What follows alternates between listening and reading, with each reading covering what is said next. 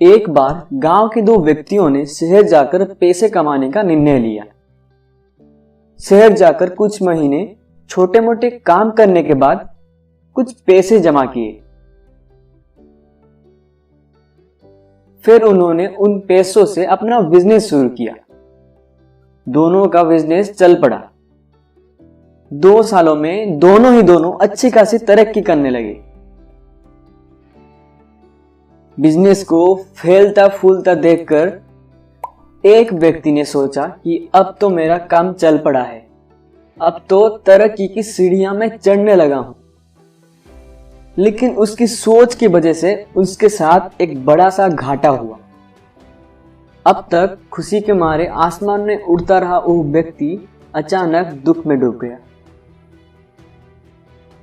जिसकी वजह से उसका व्यापार बाजार में टिक नहीं पाया।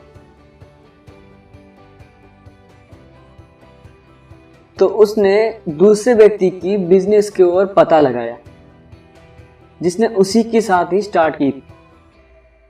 वो जाकर उसे देखकर हैरान हो गया। जहां पर उसका बिजनेस बंद हो गया था, वहीं पर उसका बिजनेस मुनाफा कमा रहा था। अगले ही दिन वो दूसरे व्यक्ति के पास पहुंचे। दूसरे व्यक्ति ने उनका खूब आदर सत्कार किया और उसके आने के कारण पूछा। तब पहले व्यक्ति ने बोला, दोस्त, इस साल मेरी बिजनेस बाजार के मान झेल नहीं पाया, बहुत ही घाटा झेलना पड़ा। तुम भी तो इस बिजनेस में हो, तुमने ऐसा क्या किया कि इस उतार चढ़ाव के दौरों में भी तुमने मुनाफा कमाया? ये बात सुनकर दूसरे व्यक्ति ने बोला, भाई, मैं तो बस सीखता जा रहा हूं, अपनी गलती से भी और दूसरों की गलती से भी। जो समस्या सामने आती है मैं उससे भी सीख लेता हूं, इसीलिए कि जब दोबारा ऐसी समस्या आए तो मैं उसका सामना कर पाऊं और इसी के कारण मुझे नुकसान नहीं उठाना पड़ रहा। बस ये सीखने की एक्टिविटी ही है जो मुझे आगे बढ़ा रही है।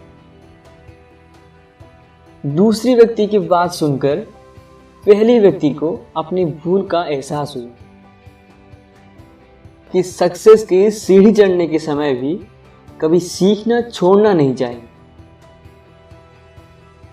दोस्तों, जिंदगी में कामयाब होना हो तो जिंदगी को ही पाठशाला मानकर हर पल सीखते रहिए। फिर कोई बदलाव, कोई उत्तरदायित्व आपको आगे बढ़ने से नहीं रोक सकता।